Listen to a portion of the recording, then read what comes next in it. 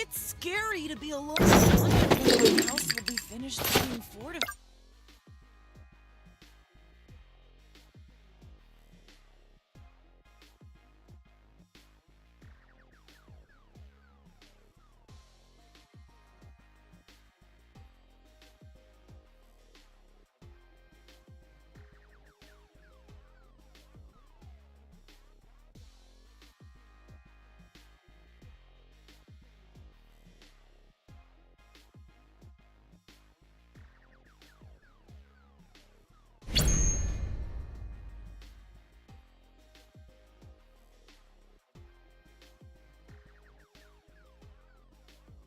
I don't like getting hurt.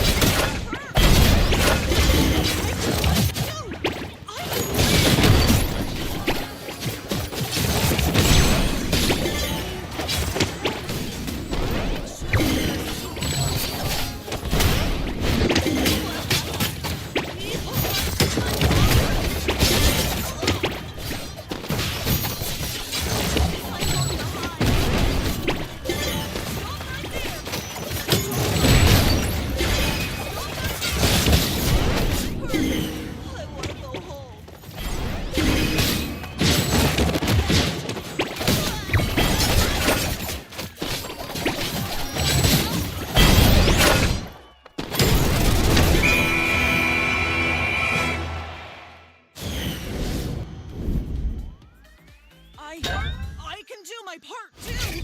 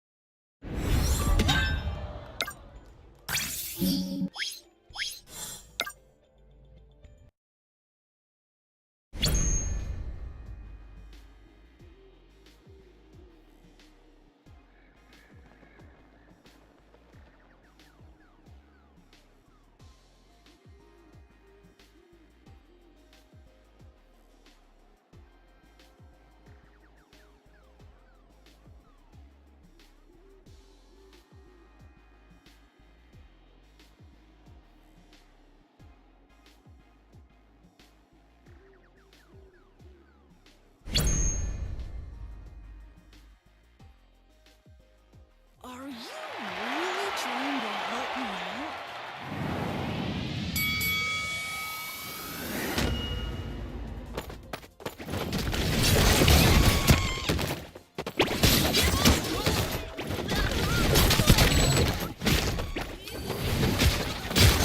I'm going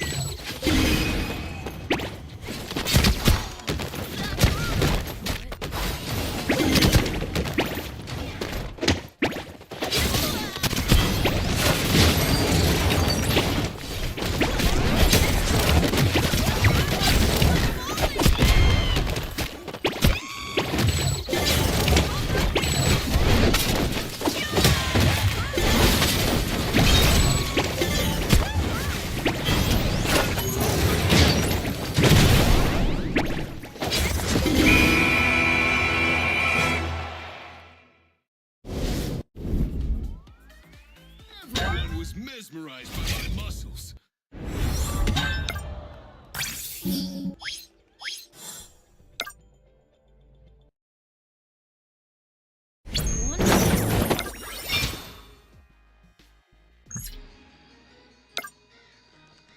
Oh, I'm sorry. I will not.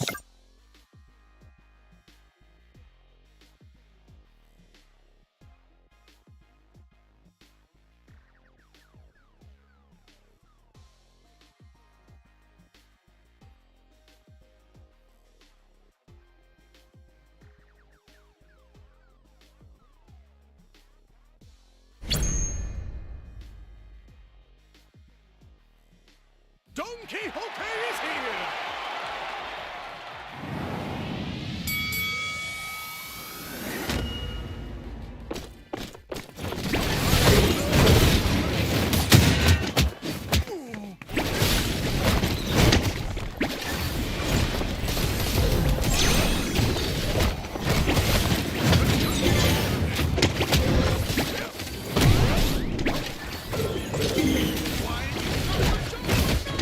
Justice with him!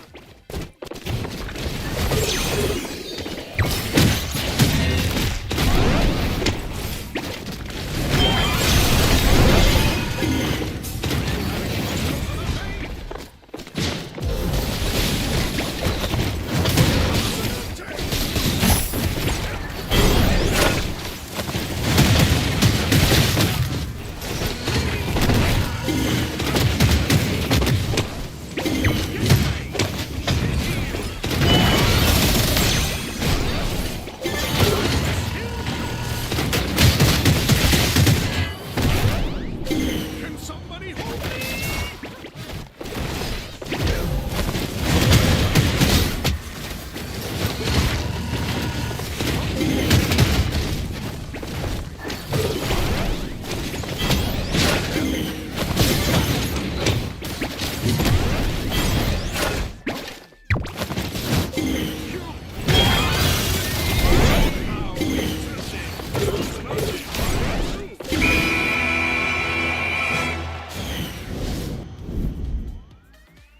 Brillante! What a splendid battle!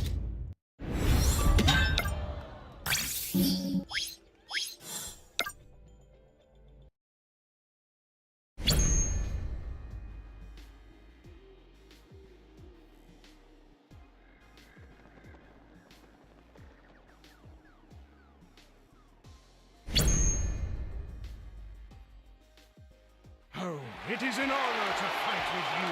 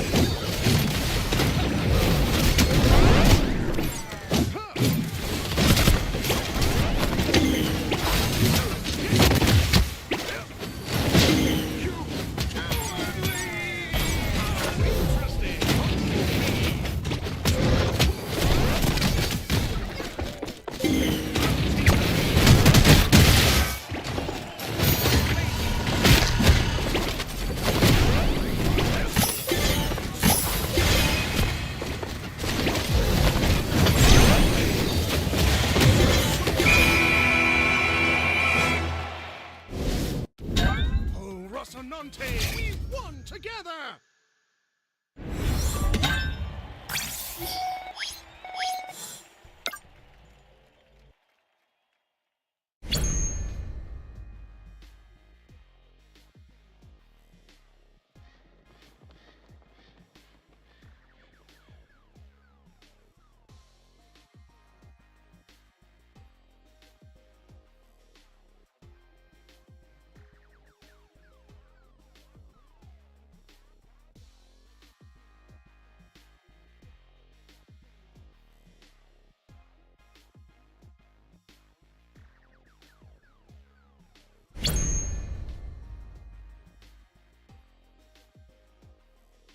I never thought I'd fight with such an evil.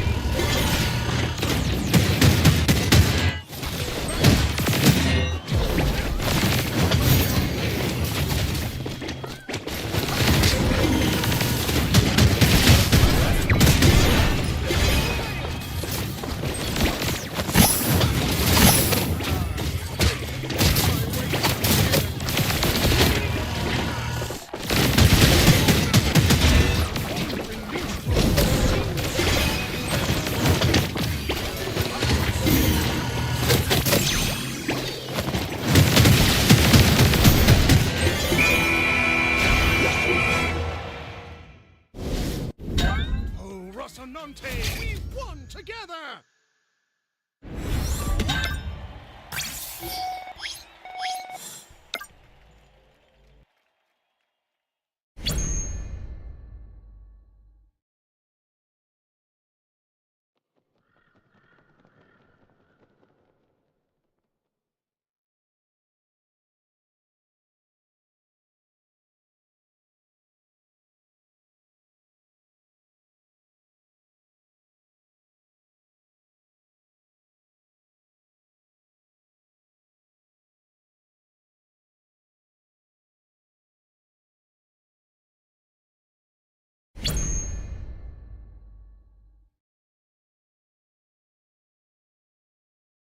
Let's go, Rocinante! The smash has begun!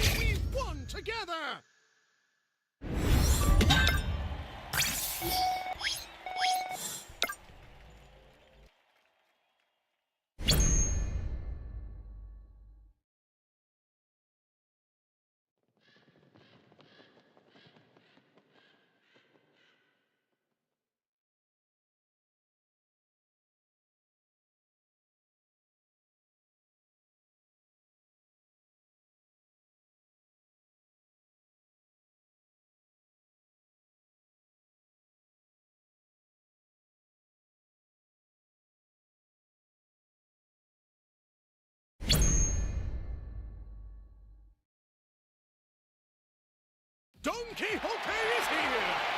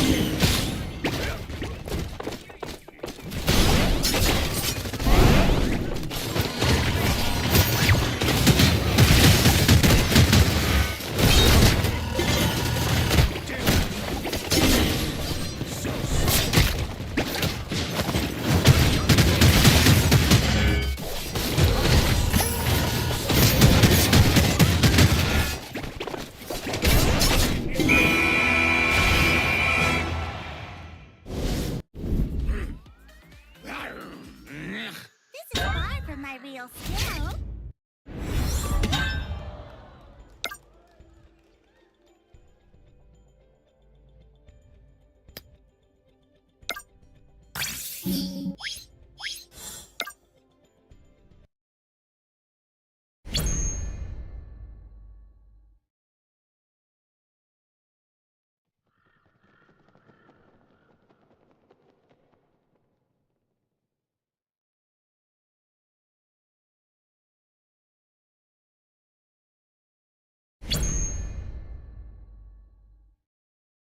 Let's go, Rocinante! The smash has begun!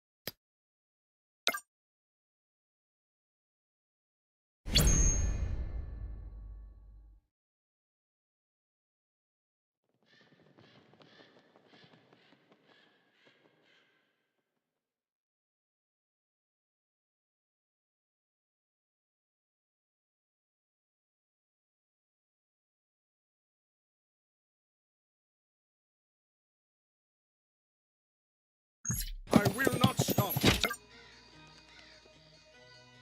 It's scary to be alone.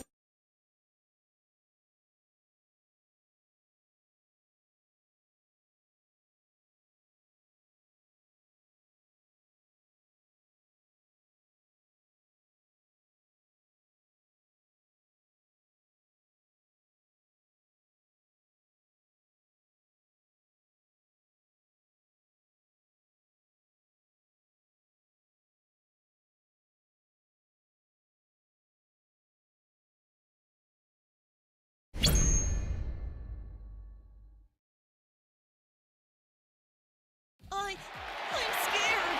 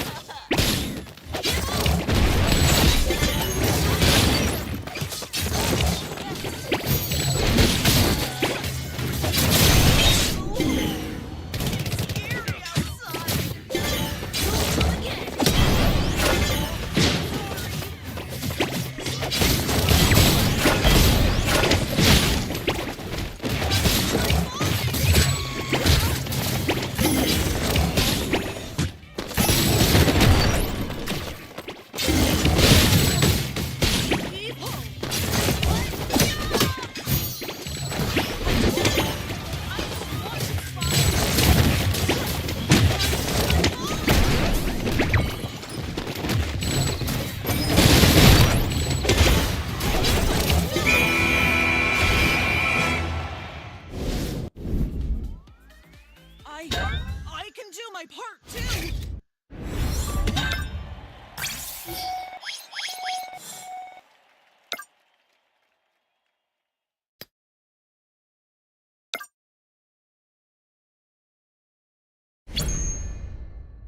The house will be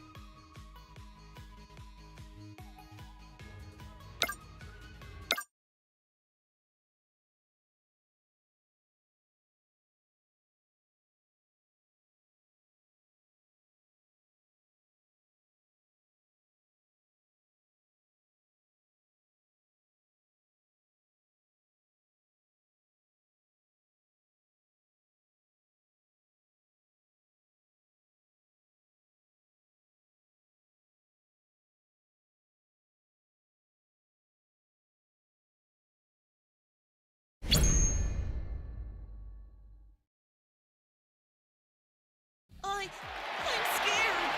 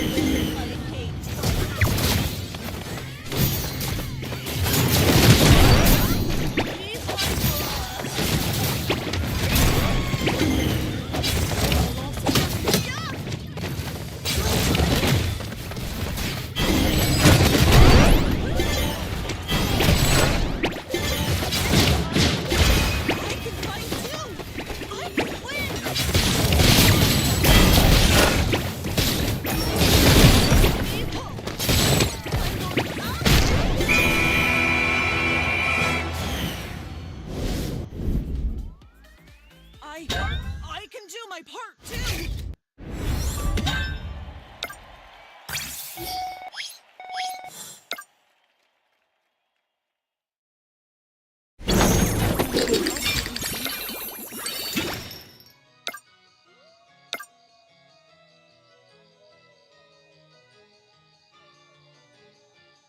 Is it my turn?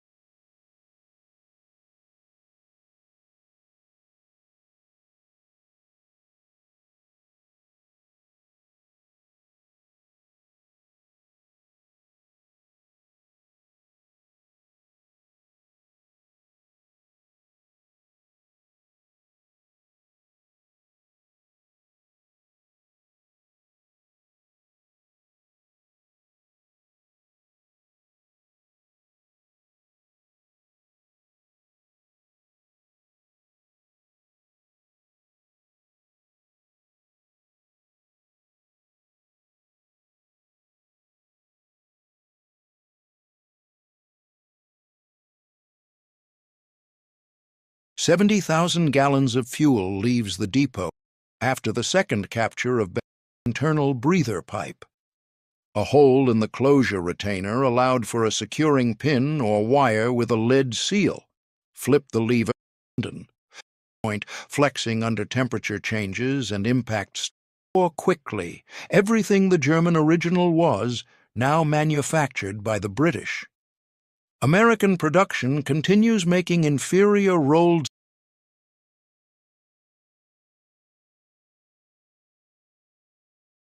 This is Citicorp Center.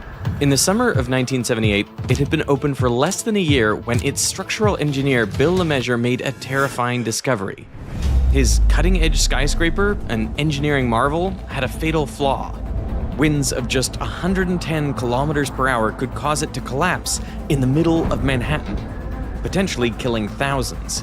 Over 200,000 people lived and worked in the surrounding area, and hurricane season was only weeks away. Here I am, the only man in the world who knew this. This thing is in real trouble. LeMessurier faced a stark choice. He could stay silent and hope for the best, or he could try to fix it and risk professional ruin and mass panic. But Citicorp Center had a 100% probability of total collapse by the end of the century. How could he save New York from a near-certain disaster? And how was this allowed in the first place? Veritasium producer and engineer Henry Van Dyke traveled to New York to investigate further. So in the 1960s, the financial giant Citicorp was trying to build a new headquarters in Manhattan. The structural engineer. But why not notch 2, 3, or even all 4 corners, essentially constructing the skyscraper on stilts? So it's probably the first time in history that an engineer has come to an architect and said, let's make our job harder for us. The stilts would serve 2 main purposes. First, they would need to support at least half of the building's gravity load. The rest would be held up by a larger central column. Second, they would need to withstand the load due to high winds. But unlike an ordinary structure, the stilts wouldn't be at the corners. They would be at the center of each face. Imagine a chair, and instead of the columns or the supports on each corner of the chair, it's at the midpoint of each side. Obviously, it's not an ideal situation. It doesn't seem very stable. Exactly. So it created an engineering problem. As LeMessurier considered the problem, he suddenly had a flash of inspiration. He grabbed a napkin and sketched out an idea. He drew 6 layers of diagonal braces up each face of the tower. These chevrons would transfer the forces to the middle of each face and down to the stilts. Now we have to see the gravity loads, right? But now here's the trick. The gravity loads are coming down the column. When they get to the brace, they need to find their way into the brace. Okay. So what you do is you take out that column right there. There is no way that load can jump over and go to that column. And now they're coming down into the braces. They get down to the bottom here, and now they continue to go down. You take that column out. It has nowhere to go except into the brace. By removing the columns at the top and middle of each chevron, every tier acted as a separate unit. They were only connected to the braces and through the central core. So every 8 stories, half of the gravity load would be forced through the chevrons to the mid-face columns, leading down to the stilts. Can you tell me how big of a new idea was this? Yeah, well, this particular system was entirely unique, driven by the placement of the columns, driven by the conditions of the building. Satisfied the chevrons could transfer the gravity load, LeMessurier turned his attention to the second problem, the wind. When wind hits the left side of a normal building with corner columns, the entire frame deforms like this. So to reduce this deformation, we could strengthen these joints.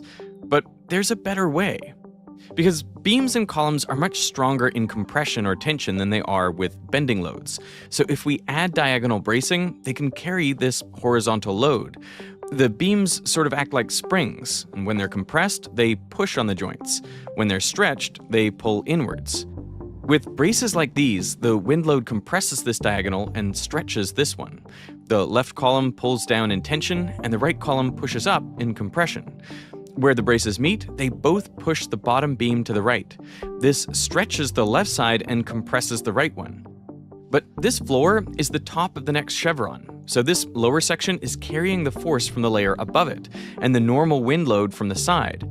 And this keeps happening at every chevron, so the wind load builds up as you go down the building. But Citicorp can't have corner columns like this because of the gravity load. So in the wind, this entire triangle wants to rotate like this. And to prevent that from happening, this chevron pulls down by going into tension, and the far chevron pushes up in compression. The top and bottom beams are again forced into compression and tension. The wind load ends up wrapping around the entire building, so every chevron works to transfer the wind load to the section below.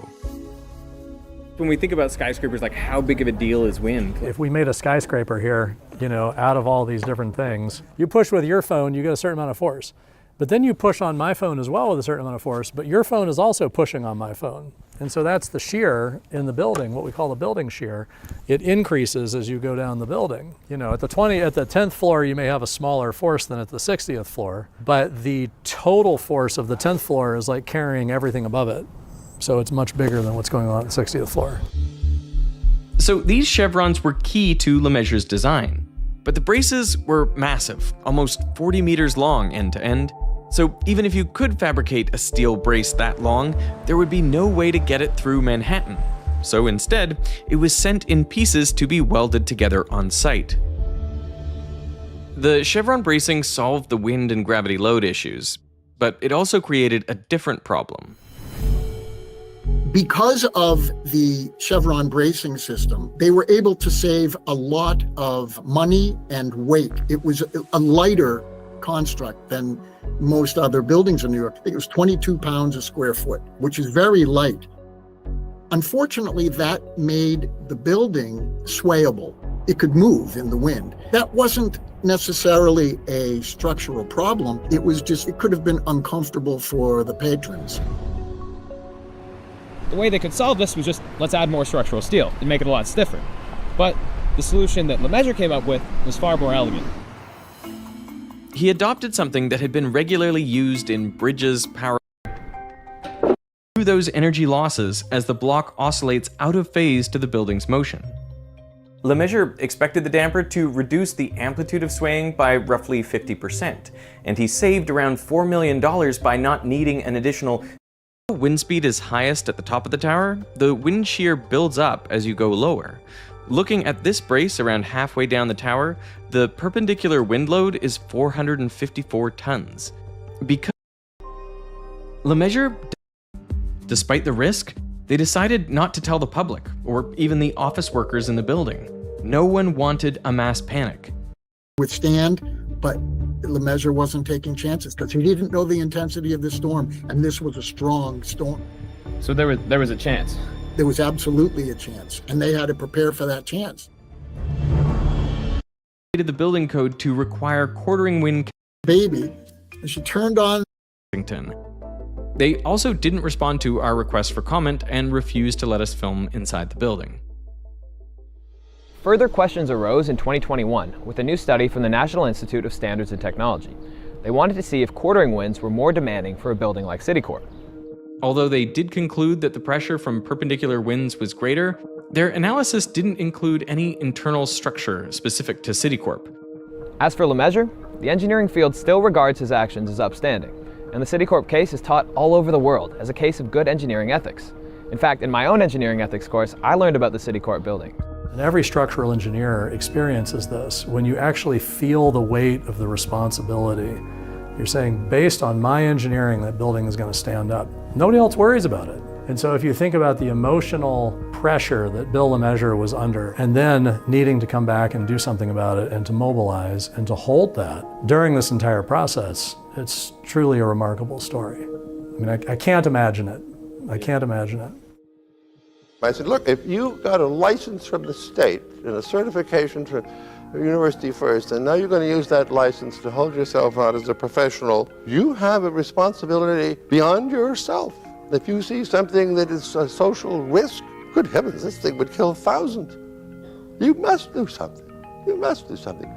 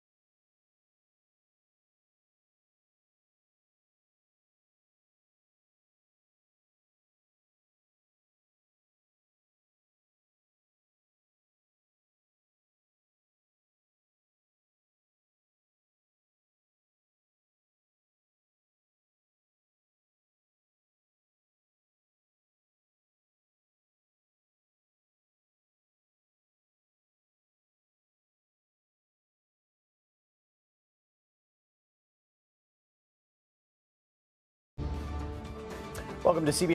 At the suspect's residence in Bellingham, Washington State, where investigators say they seized cell phones, laptops, iPads, and other digital material that is already under forensic review by the FBI. All the individuals located inside that home were interviewed, with further questioning to be expected, according to Patel. Now, leads from those interviews in Washington State also prompted some interviews in San Diego, according to the FBI director, who also says authorities are now analyzing the firearm that was used here, and they're canvassing blocks near the crime scene here in D.C. to expand.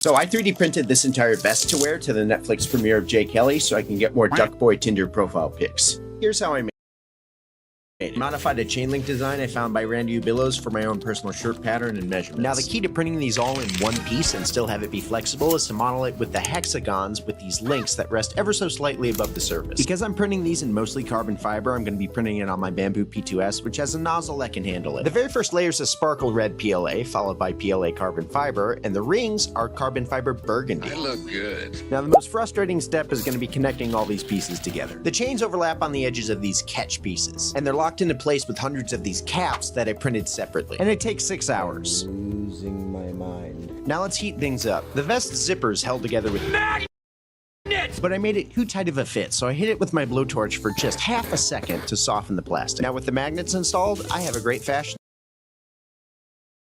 statement. Now this does look pretty badass, I'm not gonna lie. I think next time I'll make it more of a V-neck. The shining color is fantastic though. Comment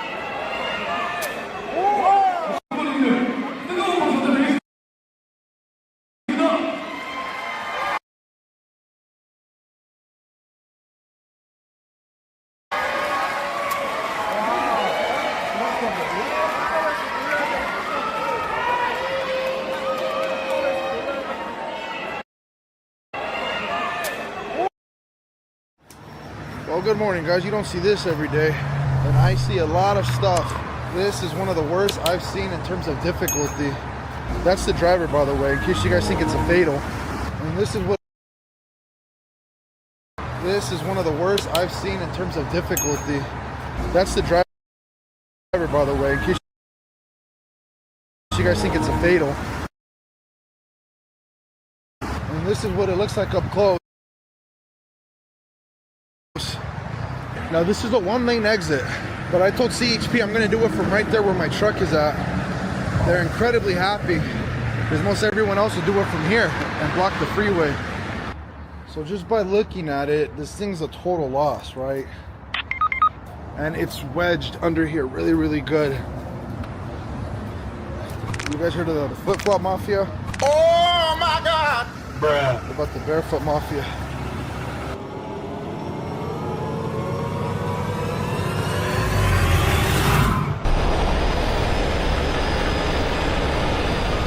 Just be careful. It's a little heavy.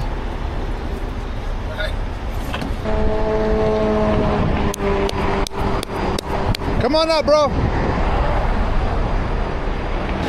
So that huge tree that's right there, I'm gonna use to redirect this and pull this cab out. Game time, guys. Let's do this. Hold on. Let me get myself centered.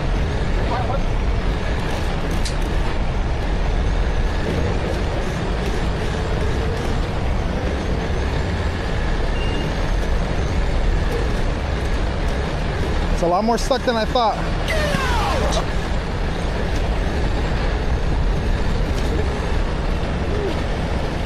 Good, hold it.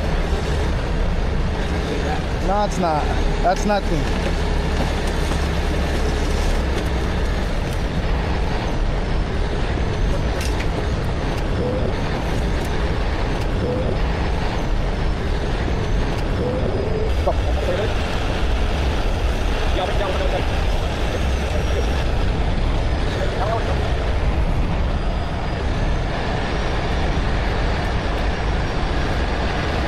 I scare you.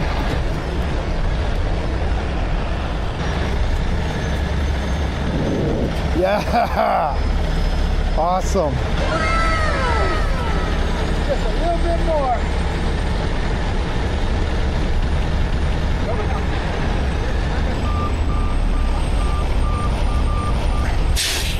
Very slowly. There you go, there you go. Hold it there, hold it there. Hold it there. Let me straighten it out. This is cool, man. Now that's a shot right there. You're golden, man. Good job. Good job. Well, good morning, guys. You don't see this every day.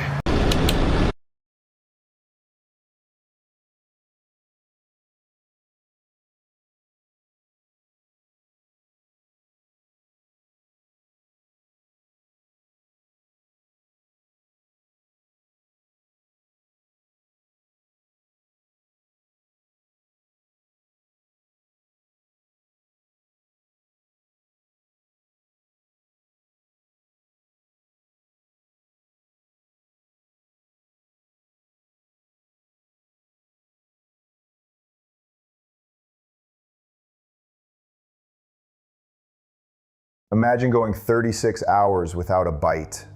Seems easy, right? Just skip dinner, sleep, skip breakfast, and keep going. But inside, your organs are low-key panicking. They're sending group texts like, is anyone bringing snacks? What happens next isn't a meltdown, it's a reboot. So what actually happens when you don't eat for 36 hours? Let's find out from the inside. Think of this as a body experiment where every organ has a job to do. The liver's the fuel manager, cool under pressure. The brain runs the control room, bossy but brilliant. The stomach, total drama queen. The pancreas delivers insulin, like a polite mailman who's about to go on vacation. Fat cells, they're sitting on a mountain of energy, pretending to be innocent. And the heart, steady as always, just keeping the beat. They don't talk out loud, but trust me, they've got opinions. Because once the food stops, this whole team has to figure out who's in charge. So here's how the chaos starts. The clock's ticking, but your body's still living off that last meal. Right now, everything feels normal, because it is. You've got fresh fuel in the tank, and your organs are happily coasting. Glucose from your food is flowing through your blood like rush hour traffic. Busy, fast, slightly chaotic, but organized. Insulin shows up waving that sugar into your muscles and liver for storage. Your liver's topping up its glycogen tanks, basically your body's short-term battery pack. The pancreas is running on autopilot, sending out insulin packages like it's Prime Day. And your fat cells, they're lounging on the couch, scrolling social media, pretending to be out of office. Everything's fed, fueled, and functioning. Even your brain's happy. It's getting a constant drip of sugar, its favorite snack. This is the fed state, your body's version of cruise control. But the countdown's already started, because once that food pipeline shuts off, insulin slowly backs away. Blood sugar drifts down, and deep inside your organs look around and realize, wait, who's paying the energy bill now? The calm ends. The liver sighs, rolls up its sleeves, and says, guess it's my turn. And that's where the real fasting story begins. A few hours in, and things start to shift. Your last meal's long gone, blood sugar's dropping, and insulin, the bartender of your bloodstream, is wiping down the counter and calling it a night. With the main fuel service closed, your organs start to look around like, who's handling energy now? That's when the liver steps up, the responsible one that always ends up doing overtime. It unlocks its secret stash of glycogen, basically your emergency sugar savings account, and starts dripping it into your blood. That stash keeps your brain powered, your muscles moving, and your mood mostly in check. But glycogen doesn't last forever. It's enough for maybe half a day, less if you're busy, more if you're chilling. As the tank empties, your liver's like a phone on 10% battery, dimming the screen to save juice. Your stomach didn't get the memo, still making digestive juices, wondering why no one showed up for dinner. And that's when your stomach starts growling for real. You're not in danger, your body's just bored and confused. It's used to a full buffet, and suddenly the kitchen's closed. Hormones like ghrelin spike, poking your brain like, hey, maybe eat something? But while your stomach's protesting, your liver's quietly prepping for a major system update. The easy fuel's almost gone, and the backup generators are warming up. Around the 10-hour mark, your liver's tired, glucose is low, and your body's looking around like, so who's bringing snacks now? This is when the big switch begins. Insulin's out, so your fat cells finally stop pretending to be decorative and step up. They open their vaults, releasing stored fat, triglycerides, into the bloodstream. Those fatty molecules float to your liver, which turns them into tiny fuel packets called ketones. Ketones are your body's backup energy plan, the cleaner, slower burning kind. It's like switching from engines. 16 hours in, and your body's remember our bartender, is still off duty. Your cells finally reset their sensitivity, like restarting a vending machine that finally drops the snack. So when you eat again, your body handles sugar with precision. Less spike, less crash, more balance. Your heart's smoother, your liver's humming, your gut's calm, your brain's sharp. Every organ's working in sync, like a jazz band that just nailed their sensitivity, like restarting a vending machine that finally drops the tissue and keep fat cells donating, building, restoring. If we're doing this, else is in the zone. Energy smoother, focus steadier, mood your bloodstream like little fuel trucks. Your brain, once addicted to sugar, takes a sip and goes, wait, this actually works. Ketones give it steady power to your body. And if you want to learn how to lose weight faster by fixing the one insulin habit almost everyone gets wrong,